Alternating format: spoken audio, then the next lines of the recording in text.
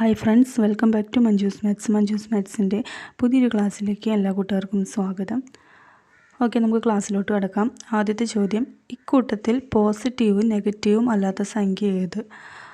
അപ്പോൾ ഇതിൻ്റെ ആൻസർ ഏതാണ്? ആൻസർ എന്ന് പറയുന്നത് ഓപ്ഷൻ ബി ആണ്, 0 ആണ് അല്ലേ? അറിയാം. അതായത് ഒന്നാമത്തെ ഓപ്ഷൻ നോക്കുമ്പോൾ -2 ആണ്, അത് നെഗറ്റീവ് സംഖ്യയാണ്. പിന്നെ ഓപ്ഷൻ സി നോക്കുമ്പോൾ 1 എന്നാണ് തന്നിരിക്കുന്നത്, ആ ഒരു പോസിറ്റീവ് സംഖ്യയാണ്. അതുപോലെ തന്നെ ഓപ്ഷൻ ഡി എന്ന് പറയുന്നത് 2 ആണ്, അതും ഒരു പോസിറ്റീവ് സംഖ്യയാണ്. പക്ഷേ ഓപ്ഷൻ ബി എന്ന് നോക്കുമ്പോൾ അത് 0 ആണ്. 0 എന്ന് പറയുന്നത് പോസിറ്റീവും അല്ല നെഗറ്റീവും അല്ല. ഓപ്ഷൻ ബി ആണ് റൈറ്റ് ആൻസർ. നെക്സ്റ്റ്, അടുത്ത ചോദ്യം, ഒരു പുസ്തകം 255 രൂപയ്ക്ക് വിറ്റപ്പോൾ 11/13/17% നഷ്ടം സംഭവിച്ചു. യഥാർത്ഥ വിലയേക്കാൾ 68 രൂപ കൂടി വിറ്റാൽ ലഭിക്കുന്ന ലാഭം എത്ര ശതമാനമായിരിക്കും എന്നാണ് ചോദിച്ചിരിക്കുന്നത്. അപ്പോൾ എന്തൊക്കെയാണ് അവിടെ തന്നിരിക്കുന്നത്? ഒരു പുസ്തകം 255 രൂപയ്ക്ക് വിറ്റു, നഷ്ടം നമുക്ക് തന്നിട്ടുണ്ട്. അങ്ങനെയാണെങ്കിൽ യഥാർത്ഥ വിലയേക്കാൾ 68 രൂപ കൂട്ടി വിറ്റാൽ ലഭിക്കുന്ന ലാഭം എത്ര ശതമാനമായിരിക്കും എന്നാണ് ചോദിച്ചിരിക്കുന്നത്. അപ്പോൾ നമുക്ക് കാണേണ്ടത് ലാഭ ശതമാനമാണ് അല്ലേ? അപ്പോൾ ഈ ക്വസ്റ്റ്യൻ എങ്ങനെ ചെയ്യാം? നമുക്ക് തന്നിരിക്കുന്ന കാര്യങ്ങൾ എന്തൊക്കെയാണെന്ന് നോക്കുക. ഇവിടെ തന്നിരിക്കുന്നത് വിറ്റ വില തന്നിട്ടുണ്ട്, അഥവാ സെല്ലിംഗ് പ്രൈസ്, വിറ്റ വില 255 രൂപയാണെന്ന് തന്നിട്ടുണ്ട്. പിന്നെ തന്നിരിക്കുന്നത് നഷ്ടശതമാനം, ലോസ് പേഴ്സൻറ്റേജ്. നഷ്ടശതമാനം എന്ന് പറയുന്നത് 11/13/17% നമുക്ക് തന്നിട്ടുണ്ട്. അങ്ങനെയാണെങ്കിൽ കോസ്റ്റ് പ്രൈസ് അഥവാ വാങ്ങിയ വില നമുക്ക് കാണാനുള്ള ഇക്വേഷൻ നമുക്കറിയാം അല്ലേ? അതിൽ സബ്സ്റ്റിറ്റ്യൂട്ട് ചെയ്യുന്നു. കോസ്റ്റ് പ്രൈസ് വാങ്ങിയ വില = വിറ്റ വില ഇൻറ്റു 100 - 100 ഡിവൈഡഡ് ബൈ 100 മൈനസ് തന്നിരിക്കുന്ന നഷ്ടശതമാനം. നഷ്ടശതമാനം 11/13/17% തന്നിരിക്കുന്നത് അല്ലേ? അപ്പോൾ ഇതിൽ സബ്സ്റ്റിറ്റ്യൂട്ട് ചെയ്തു. ഇനി നമുക്ക് കാണാം സെല്ലിംഗ് പ്രൈസ് എന്ന് പറയുന്നത്, വിറ്റ വില എന്ന് പറയുന്നത് 255 രൂപയ്ക്ക് വിറ്റു. 100 ഡിവൈഡഡ് ബൈ 100 മൈനസ് ഇത് ചെയ്യുമ്പോൾ 11 × 17 പ്ലസ് 13 എന്ന് പറയുമ്പോൾ നമുക്ക് കിട്ടുന്നത് 157 13 200 എന്ന് കിട്ടും. 200 ഡിവൈഡഡ് ബൈ 17 എന്ന് താഴെ വരും. ഇത് ചെയ്യുമ്പോൾ = 255 ഇൻറ്റു 100 ഡിവൈഡഡ് ബൈ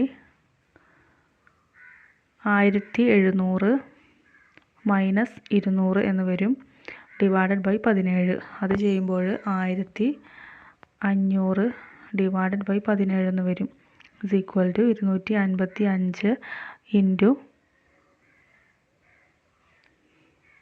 17 ഇൻറ്റു മുകളിൽ 100 ഉണ്ട്, ഡിവൈഡഡ് ബൈ 1500. അപ്പോൾ ഈ 0 0 ക്യാൻസൽ ചെയ്യും. 15 255 ക്യാൻസൽ ചെയ്യുമ്പോൾ 5 3 തവണ പോവും, ഇവിടെ 51 തവണ പോവും, വീണ്ടും 3 51 1 17 തവണ പോവും. അപ്പോൾ 17 × 17 എന്നാണ് നമുക്ക് ഫൈനൽ ആൻസർ കിട്ടുന്നത്. 17 × 17 എന്ന് പറയുന്നത് 289 ആണ്. അപ്പോൾ നമുക്ക് കിട്ടിയത് കോസ്റ്റ് പ്രൈസ് അഥവാ വാങ്ങിയ വിലയാണ് കിട്ടിയത്. അപ്പോൾ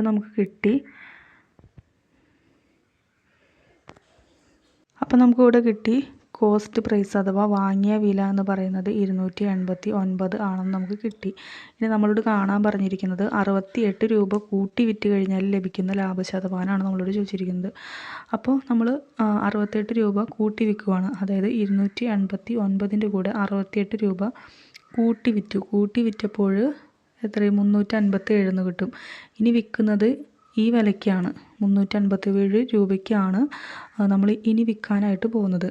അങ്ങനെയാണെങ്കിൽ നമുക്ക് ലാഭം എത്രയായിരിക്കും കിട്ടുക? ലാഭം എന്ന് പറയുന്നത് എത്രയാണ്? 68 ആണ് അല്ലേ? 2 കൂടിയിട്ട് മൈനസ് ചെയ്യുമ്പോൾ നമുക്ക് 68 ആണ്. ജസ്റ്റ് മനസ്സിലാക്കാൻ വേണ്ടി പറഞ്ഞെന്നുള്ളൂ. അപ്പോൾ ലാഭം എന്ന് പറയുന്നത് 68 രൂപയ്ക്കാണ് നമ്മൾ വിൽക്കുന്നത്.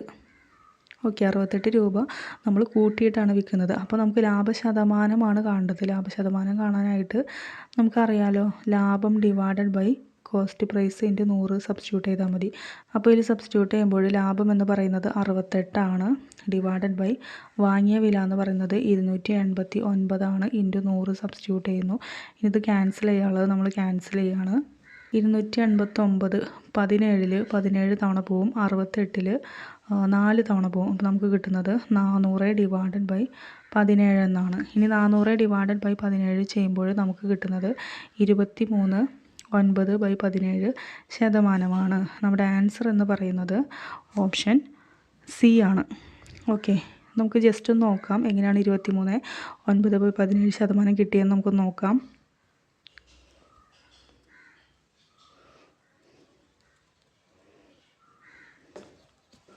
നമുക്ക് ഹരിക്കാനൊക്കെ അറിയണതാണ് അല്ലേ. 400നെ 17 കൊണ്ട് ഡിവൈഡ് ചെയ്യാണ്. അപ്പോൾ 2 തവണ പോവും. 7 2 14, ബാലൻസ് 1, 2 2 1 3, 6 0 ഇറക്കിയിട്ടു. 3 തവണ പോവും. 7 3 21, ബാലൻസ് 2, 1 3 3 2 5, ബാക്കി 9. ഓക്കെ, ഇതിന് നമുക്ക് എങ്ങനെ എഴുതാം? 23.9/17 എന്ന് നമുക്ക് എഴുതാം. ഓക്കെ, നമ്മുടെ ആൻസർ എന്ന് പറയുന്നത് ഓപ്ഷൻ സി ആണ്. നെക്സ്റ്റ് ചോദ്യം. മനു വീട്ടിൽ നിന്ന് 8 മണിക്കൂർ കൊണ്ട് 224 കിലോമീറ്റർ സഞ്ചരിച്ച് എയർപോർട്ടിലെത്തി. എന്നാൽ തിരികെ വന്നപ്പോൾ 7 മണിക്കൂർ കൊണ്ട് വീട്ടിലെത്തി. മനുവിൻ്റെ ശരാശരി വേഗം എത്ര എന്നാണ് ചോദിച്ചിരിക്കുന്നത്. അപ്പോൾ ശരാശരി വേഗം നമുക്ക് കാണണം. ആദ്യം തന്നെ ശരാശരി വേഗം കാണാനായിട്ട് ഈ 2 സ്ഥലത്തുള്ള പോയ വേഗത നമുക്ക് ആദ്യം തന്നെ കണ്ടുപിടിക്കണം. അപ്പോൾ അതിന് വേണ്ടിയിട്ട് നമുക്കറിയാം വേഗം അഥവാ സ്പീഡ് എന്ന് പറയുന്നത് ഡിസ്റ്റൻസ് ബൈ ടൈമാണ്. ഇത് സബ്സ്റ്റിറ്റ്യൂട്ട് ചെയ്യുമ്പോൾ വീട്ടിൽ നിന്ന് എയർപോർട്ടിലേക്ക് പോകുമ്പോഴുള്ള വേഗം കിട്ടും. ഇസ് ഈക്വൽ ടു വീട്ടിൽ നിന്ന് 8 മണിക്കൂർ കൊണ്ട് 224 കിലോമീറ്ററാണ് സഞ്ചരിച്ചത്. അപ്പോൾ ഡിസ്റ്റൻസ് 224 ഡിവൈഡ് ബൈ ടൈം എന്ന് പറയുന്നത് 8. ഇത് ക്യാൻസൽ ചെയ്യുമ്പോൾ 2 തവണ 8 28 km/h എന്ന് വേഗം കിട്ടും. ഓക്കെ, ഇനി നെക്സ്റ്റ് എയർപോർട്ടിൽ നിന്ന് വീട്ടിലേക്ക് പോകുമ്പോഴുള്ള ദൂരം 7 മണിക്കൂർ കൊണ്ട് അതേ ദൂരം തന്നെയാണ്, തിരിച്ച് അതേ ഡിസ്റ്റൻസ് തന്നെയാണല്ലോ വരുന്നത്. അപ്പോൾ തിരിച്ചുള്ള വേഗം കാണാനായിട്ട് സബ്സ്റ്റിറ്റ്യൂട്ട് ചെയ്യുന്ന 224 ഡിവൈഡഡ് ബൈ ടൈം എന്ന് പറയുന്നത് 7 മണിക്കൂറാണ്. അപ്പോൾ ക്യാൻസൽ ചെയ്ത് പോകുമ്പോൾ 3 2 32 km/h എന്ന് കിട്ടും. അപ്പോൾ നമുക്ക് 2 വേഗങ്ങൾ കിട്ടി. ഇനി നമുക്ക് ആ വേഗങ്ങളുടെ ശരാശരി വേഗം കാണാനായിട്ട് നമുക്കറിയാലോ. ഇവിടെ ശ്രദ്ധിക്കുകയാണെന്നുണ്ടെങ്കിൽ ഇവിടെ വ്യത്യസ്ത വേഗതയാണ്, പക്ഷേ ദൂരം സെയിമാണ് അല്ലേ. ദൂരം സെയിമാണ്, വേഗത എന്ന് പറയുന്നത് വ്യത്യസ്തമാണ്. അങ്ങനെയുള്ള കേസിൽ ആവറേജ് വേഗത കാണാനായിട്ട് നമ്മൾ എന്താണ് ചെയ്യുന്നത്? 2ab ഡിവൈഡഡ് ബൈ a+b ഇതിലാണ് സബ്സ്റ്റിറ്റ്യൂട്ട് ചെയ്യുന്നത്. അപ്പോൾ ഒന്നുകൂടി റിപ്പീറ്റ് ചെയ്യാം. ഇവിടെ വേഗത എന്ന് പറയുന്നത് ഡിഫറൻ്റ് ആണ്, പക്ഷേ ദൂരം എന്ന് പറയുന്നത് സെയിം ആണ്. ആ കേസിൽ നമ്മൾ ആവറേജ് സ്പീഡ് കാണാനായിട്ട് 2ab ഡിവൈഡഡ് ബൈ a+b എന്ന് പറയുന്ന ഇക്വേഷനിലാണ് സബ്സ്റ്റിറ്റ്യൂട്ട് ചെയ്യുന്നത്. അപ്പോൾ ഇതിൽ സബ്സ്റ്റിറ്റ്യൂട്ട് ചെയ്യുമ്പോൾ 2 ഇൻറ്റു ആദ്യത്തെ വേഗത എന്ന് പറയുന്നത് 28, രണ്ടാമത്തെ വേഗത 32 divided by 28 + 32 is equal to. അപ്പോൾ അത് ക്യാൻസൽ ചെയ്ത് നോക്കുക. ക്യാൻസൽ ചെയ്യുമ്പോൾ നമുക്ക് 29.86 എന്ന് കിട്ടും. അപ്പോൾ തന്നിരിക്കുന്ന ഓപ്ഷൻ നോക്കുമ്പോൾ ഇത് അപ്രോക്സിമേറ്റ്ലി എത്രയാണ്? 30 അല്ലേ. 29.86 30 അപ്രോക്സിമേറ്റ്ലി വരുന്നത്. അപ്പോൾ നമ്മുടെ ആൻസർ എന്ന് പറയുന്നത് ഓപ്ഷൻ സി ആണ്. അടുത്ത ചോദ്യം. 2 സംഖ്യകളുടെ HCF അവയുടെ LCMൻ്റെ 20 സംഖ്യകളിൽ ഒന്ന് 96 LCMൻ്റെയും HCFൻ്റെയും വ്യത്യാസം 456 ആണെങ്കിൽ മറ്റേ സംഖ്യ ഏതാണെന്നാണ് ചോദിച്ചിരിക്കുന്നത്. അപ്പോൾ തന്നിരിക്കുന്ന കാര്യങ്ങളൊക്കെ എടുത്തെഴുതാം. 2 സംഖ്യകളുടെ HCF അവയുടെ LCMൻ്റെ 21 എന്ന് പറയുമ്പോൾ നമുക്ക് എങ്ങനെ എഴുതാൻ പറ്റും? HCF എന്ന് പറയുന്നത് 1/20 ഇൻറ്റു LCM, അതായത് LCMൻ്റെ 21 ഇങ്ങനെ എഴുതാം. ഇതിൽ നിന്ന് എന്ത് കിട്ടും? HCF ഡിവൈഡഡ് ബൈ LCM എന്ന് പറയുന്നത് 1/20 അല്ലേ. ഇതിൽ നിന്ന് എന്ത് കിട്ടും? HCF, ഇത് റേഷ്യോ അല്ലേ. HCF LCM എന്ന് പറയുന്നത് 1:20 എന്ന് കിട്ടും. ഓക്കെ, ഇത് റേഷ്യോ തന്നിരിക്കുന്നത് കൊണ്ട് നമുക്കിതിൽ നിന്ന് എന്ത് എഴുതാൻ പറ്റും? ദെയർഫോർ HCF എന്ന് പറയുന്നത് x ആയിട്ട് എടുത്തു കഴിഞ്ഞാൽ LCM എന്ന് പറയുന്നത് 20x ആയിട്ട് മാറും. ഓക്കെ, അപ്പോൾ ഇത്രയും കാര്യങ്ങൾ കിട്ടി. ഇനി തന്നിരിക്കുന്നത് LCMൻ്റെയും HCFൻ്റെയും വ്യത്യാസം 456 തന്നിട്ടുണ്ട്. അപ്പോൾ അത് ഇതിൽ സബ്സ്റ്റിറ്റ്യൂട്ട് ചെയ്യാണ്. ഇവിടെ HCF എക്സും LCM 20x ആണ്. അപ്പോൾ അതിൻ്റെ ഡിഫറൻസ് എന്ന് പറയുന്നത് 20x മൈനസ് എക്സ് എന്ന് പറയുന്നത് 456 ആണ് തന്നിട്ടുണ്ട്. അതായത് 19x എന്ന് പറയുന്നത് 456. അപ്പോൾ ഇതിൽ നിന്നും എക്സിൻ്റെ വില കിട്ടും 456 ഡിവൈഡഡ് ബൈ 19. ക്യാൻസൽ ചെയ്യുമ്പോൾ നമുക്ക് എക്സിൻ്റെ വാല്യൂ കിട്ടുന്നത് 24 എന്നാണ്. അപ്പോൾ എക്സിൻ്റെ വില നമുക്ക് 24 എന്ന് കിട്ടി. എക്സ് എന്ന് പറയുന്നത് നമ്മൾ HCF ആയിട്ടാണ് എടുത്തത് അല്ലേ. അപ്പോൾ HCF എന്ന് പറയുന്നത് നമുക്ക് 24 എന്ന് കിട്ടി. HCF എന്ന് പറയുന്നത് 24 എന്ന് കിട്ടി. അപ്പോൾ LCM എത്രയായിരിക്കും? LCM എന്ന് പറയുന്നത് 20x ആണ്. 20 ഇൻറ്റു എക്സിൻ്റെ വില 24, രണ്ടും കൂടി മൾട്ടിപ്ലൈ ചെയ്യുമ്പോൾ 450 എന്ന് കിട്ടും. അപ്പോൾ HCFും LCMും കിട്ടി. ഇനി സംഖ്യകളിൽ ഒന്ന് 96 നമുക്ക് തന്നിട്ടുണ്ട്. നമുക്കറിയാം LCM ഇൻറ്റു HCF എന്ന് പറയുന്നത് എന്താണ്? ആ സംഖ്യകളുടെ പ്രൊഡക്റ്റിന് ഈക്വലാണെന്ന് നമുക്കറിയാം. അപ്പോൾ പ്രൊഡക്റ്റ് ഒരു വില എന്ന് പറയുന്നത് 96 ആണ്. അടുത്ത വില നമുക്കറിയില്ല. ആ സംഖ്യേനെ നമ്മൾ B എന്ന് വിളിച്ചു. ഓക്കെ. LCM ഇൻറ്റു HCF എന്ന് പറയുന്നത് സംഖ്യകളുടെ ഗുണനഫലമാണ് അല്ലേ. അപ്പോൾ LCM ഇൻറ്റു HCF അതിൻ്റെ വാല്യൂ നമുക്ക് കിട്ടിയിട്ടുണ്ടല്ലേ. 480 ആണ് LCM, HCF 24 ആണ്. Is equal to 96 into B. ഇതിൽ നിന്നും B കാണാമല്ലോ. B എന്ന് പറയുന്നത് 480 divided by 480 into 24 divided by 96. ഇനി ഇത് നമുക്ക് ക്യാൻസൽ ചെയ്യുമ്പോൾ ഈ ബിയുടെ വാല്യൂ എന്ന് പറയുന്നത് 120 എന്ന് കിട്ടും. നിങ്ങൾ ചെയ്ത് നോക്കിയാൽ മതി. ഓക്കെ, 120 എന്ന് കിട്ടും. അപ്പോൾ നമുക്ക് ആൻസർ എന്ന് പറയുന്നത് ഓപ്ഷൻ D ആണ്.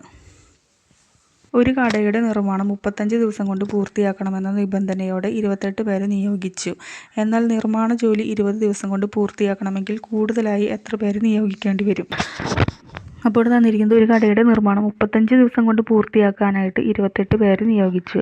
എന്നാൽ നിർമ്മാണ ജോലി 20 ദിവസം കൊണ്ട് പൂർത്തിയാക്കണമെങ്കിൽ കൂടുതലായിട്ട് എത്ര പേര് വേണം എന്നാണ് ചോദിച്ചിരിക്കുന്നത്. അപ്പോൾ തന്നിരിക്കുന്ന പ്രകാരം നമുക്ക് എങ്ങനെ എഴുതാൻ പറ്റും? നമുക്കറിയില്ല.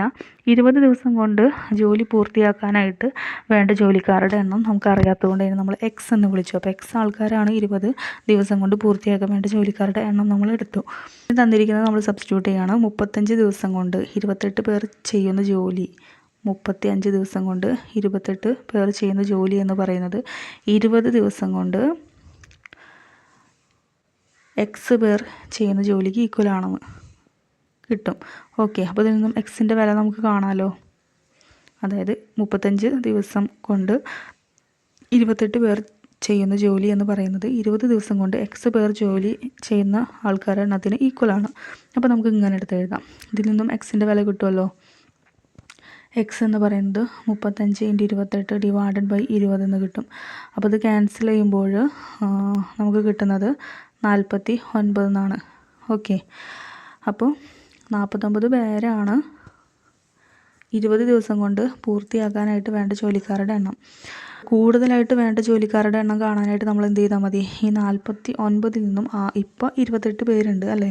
അപ്പോൾ 49 നിന്നും 28 മൈനസ് ചെയ്ത് കഴിഞ്ഞാൽ ഇനി എത്ര പേര് കൂടുതലായിട്ട് വേണം എന്നുള്ളത് നമുക്ക് കിട്ടും. അപ്പോൾ 49 നിന്നും 28 മൈനസ് ചെയ്യുമ്പോൾ 21 എന്ന ആൻസർ കിട്ടും. നമ്മുടെ ആൻസർ എന്ന് പറയുന്നത് ഓപ്ഷൻ B ആണ്. ഓക്കെ. അപ്പോൾ ഇന്നത്തെ ക്ലാസ് ഇവിടെ വൈൻഡപ്പ് ചെയ്യാണ്. നെക്സ്റ്റ് ക്ലാസ്സിൽ നമുക്ക് ബാക്കിയുള്ള ക്വസ്റ്റ്യൻസുമായിട്ട് വീണ്ടും കാണാം. Okay, thank you.